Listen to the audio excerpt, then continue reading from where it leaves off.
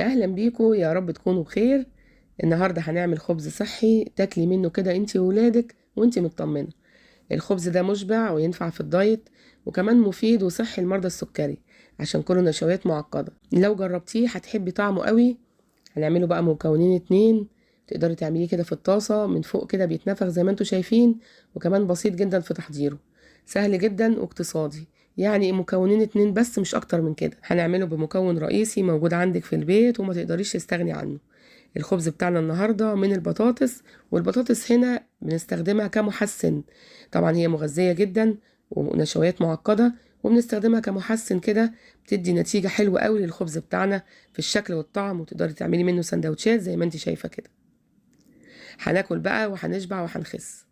يلا بقى تابعيني في الفيديو علشان تشوفي الطريقة. ويلا كده بسرعة اشتركي في القناة ولايك وشير لو عجبك الفيديو. في البداية كده انا معايا ثمرتين من البطاطس كانوا عندي ما كنتش محتاجاهم، فقلت لا انا هقوم اعمل بيهم خبز كده او عيش بيبقى حلو جدا. الثمرتين دول زي ما انتم شايفين كده كأن ثمرة متوسطة، هي البطاطساية صغيرة خالص، يعني كأن ثمراية كده متوسطة. حطيت لهم مية مغلية او حتى مية عادية، وحطيتهم كده على النار من غير ملح ولا اي حاجة خالص، وسبتهم يتسلقوا كده سلقة حلوة. انا بصراحة بحب استخدم البيرة. جبت قطع صغيرة زي ما انتم شايفين على معلقة عسل صغيرة، وابتدأت ادوبهم بالشكل ده. وحطيت كده معلقتين بس او 3 معالق من المية الدافية. لازم تكون المية دافية علشان تشتغل معاكي. خلاص كده البطاطس اتسلقت كويس قوي. حطيت لها قطعة جبنة صغيرة، عايزة تستغني عنها مفيش اي مشكلة، بس بصراحة بتخلي طعم العيش تحفة. اهم حاجة انه تكون جبنة يعني مش نبات الدهن، وتكون جبنة معمولة من اللبن. وعلشان كده انا مرضتش احط ملح للوصفة دي. حطيت كده قطعة الجبنة مع البطاطس، وابتدأت أهرسهم بالهراسة بتاعتي بالشكل ده. أهرسهم حلو قوي، وبرجع أجمعهم تاني وأهرسهم. أنا مش عايزة فيها أي تكتلات. ودلوقتي بقى هبتدي كده إن أنا أجيب الهاند بلندر، وهضربها كده ضربة حلوة جدا، وهقول لك ليه. أنا عايزة أضربها ضربة حلوة قوي بالهاند بلندر. ما بتاخدش بصراحة دقيقة بالهاند بلندر وتبقى معاكي بالشكل ده. شايفين ليها عرق إزاي؟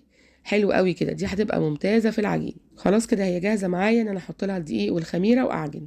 حطيت كده الخميرة بتاعتي، وكمان دلوقتي معايا كوباية كده من الدقيق الأسمر اللي هو الحبة الكاملة. ده موجود في السوبر ماركت، عند الهايبرات أو عند العطارين الكبار هتلاقيه موجود ومتوفر. أنا بستخدم سنبلة الفرات، نتيجته حلوة جدا. بصوا بقى أنا بعجن بكل سهولة أهو. حطيت جزء من الدقيق وهرجع أحط جزء تاني. أنا مش هقدر أقولك كمية الدقيق قد إيه بالظبط، يعني على حسب برضو البطاطسايه اللي انت عملتيها حجمها، وعلى حسب نسبة المية اللي فيها تقدري تحطي الدقيق. ابتدأت احط كده بقية الكمية بتاعة الكوباية، واحتجت نص كوباية تاني. يبقى البطاطسايه اللي كانت معايا او الثمرتين الصغيرين دول احتاجوا حوالي كوباية ونص من الدقيق، لغاية ما العجينة بتاعتي اتعجنت وبقت بالشكل ده. الايد اللي بعجن بيها بتبقى ملزقة، لازم تعملي لها اختبار بالايد النضيفة اللي ما عجنتش. لو لقيتيها ما شبكتش في ايديكي يبقى كده العجينة تمام. خلاص انا عجنتها اهو، وحطيتها في طبق بقى، بس دهنت كده دهنه من الزيت، وغطيتها كده وهسيبها تخمر. لو انت في الصيف هتسيبيها نص ساعه، لكن لو في الشتاء هتسيبيها ساعه. خلاص كده العجينه بتاعتي خمرت بعد نص ساعه بالظبط، مش اكتر من كده. هبتدي بقى اكورها واشوف هتطلع لي كام رغيف. جبت كده طاجن او طبق او اي حاجه، ابدأي كده كوريها ونشوف بقى هتطلع كام رغيف. يعني طلعت حوالي 6 أو 7 من الأرغفة. اللي قدامكم دول 6 أرغفة، وفي رغيف تاني حطيته كده بره في طبق لوحده. هبتدي كده بقى أفرد العجين بتاعي. أنا غطيته طبعا عشان الوش بتاعه ما ينشفش وتبقى النتيجة بتاعته مش حلوة. هفرد بقى دلوقتي على البلانشة أو على الرخامة أو على مفرش سيليكون. وخلي بالك إن العجينة دي عايزة معاملة خاصة في الفرد، يعني لازم تفرديها على دقيق لأن هي بيبقى فيها شوية كده من التلزيق. هفردها كده بالشكل ده، واهم حاجه ان انت تحطي دقيق وانت بتفردي، عشان لو ما حطيتيش دقيق هتلزق معاكي ومش هتعرفي تطلعيها. انا جبت القطاعه دي عشان اخلي الرغيف بتاعي متساوي. ممكن ما تعمليش القطاعه ولا حاجه وتخلي الرغيف بتاعك تحاولي ان انت تسويه كده، وانا هشتغل من غير قطاعه بعد كده. بحط كده شويه من الدقيق وببتدي افرد بالشكل ده، وزي ما بقولك لازم تفردي على دقيق من فوق ومن تحت زي ما انتم شايفين، بس ما تزوديش قوي عشان ما يكونش الوش بتاعه كده لونه ايه مش حلو. سواء بايديكي او بالمردنه براحتك خالص. اهو اتفرد معايا بكل سهوله. عايزه تعمليه بغطا حله او بقطعه تمام، مش عايزه تعمليه هو مدور وزي الفل. تمام كده. انا عملت 2 بس، مش هعمل الكميه كلها، والنقطه دي مهمه جدا. ما تعمليش الكميه كلها، لو عملتيها كلها مش هتعرفي تشيليها. 2 ب2 يا جماعه. وسخنت الطاسة بتاعتي او الجريل كده على النار، وابتدأت ان انا احط الرغيف بالشكل ده، وهو عايز نار عالية مش نار منخفضة عشان يرفع معاكي.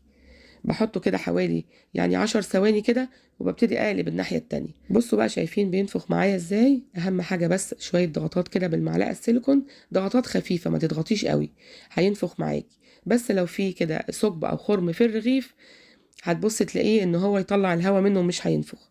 حاولي لو لقيتي ثقب كده في الرغيف فيليه كده بالمعلقة السيليكون اهو، شايفين بيفصل كده وبينفخ وبيبقى تحفة.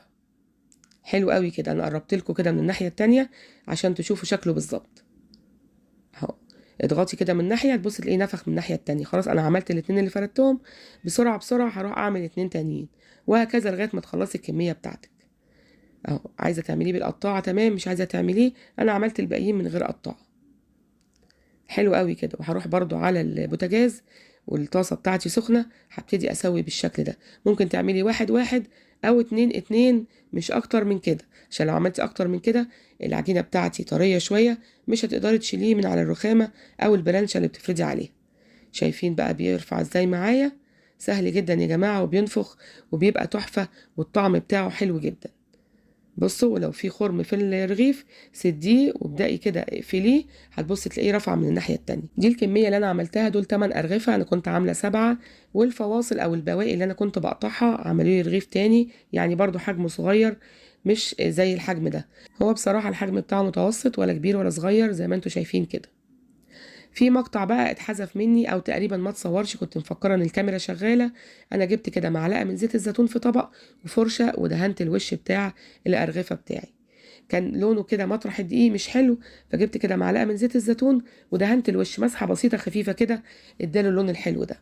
شايفين بقى العيش بتاعي كله بيتفتح يا جماعه. بس انا بقى في تكايه بسيطه كده عملتها، لاني ما بحبش العيش طري، دي حاجه خاصه بيا انا. شايفين السندوتشات تحفة ازاي؟ اهم حاجة كده تحطي جبنة كده وشوية خضروات كتير، هيبقى مغذي ومشبع وحلو جدا. التكاية البسيطة اللي بقولكوا عليها، انا بدخل الرغيف في الميكروويف حوالي 50 ثانية او دقيقة، يعني من 50 ثانية لدقيقة. شايفين بقى بيبقى شكله زي ملدن كده، ملدن يا جماعة، يعني ولا طري قوي ولا ناشف قوي. انا بحب العيش بتاعي اللي باكله بيبقى بالشكل ده. اي خبز بسويه على الطاسه بيبقى طري جدا، بضطر ان انا ادخله كده الميكروويف دقيقه، زي ما حصل في خبز الغله وخبز الشوفان، عملتهم معاكم في فيديوهات قبل كده. بدخل برضو الرغيف يعني حوالي 50 ثانيه او دقيقه في الميكروويف، لاني انا بحبه ملدن. لكن انت لو عايزاه طري خلاص تطلعيه من الطاسه وتحطيه في فوطه، هيبقى طري جدا. انا قطعتهم بالشكل ده وحطيتهم بقى في كيس كده وبدخله الفريزر، وكل يوم كده باخد نص او رغيف على حسب نظامك الغذائي. وبأمانة يا جماعة الطعم بتاعه فطير، كأنك كده بتاكلي مش عيش، ده فطير، بالذات مع دهنة زيت الزيتون. طعمه بجد تحفة وريحته حلوة قوي. زي ما انتوا شفتوا كده طريقته سهلة وبسيطة، وكله نشويات معقدة ومغذي، وينفع لمريض السكر، وينفع ليكي لو بتعملي دايت. انا بتمنى تكون وصفتنا النهاردة عجبتكم، ولو عجبتكم بقى ما تنسونيش في اللايك والشير والسبسكرايب للقناة. يلا باي باي، سلام.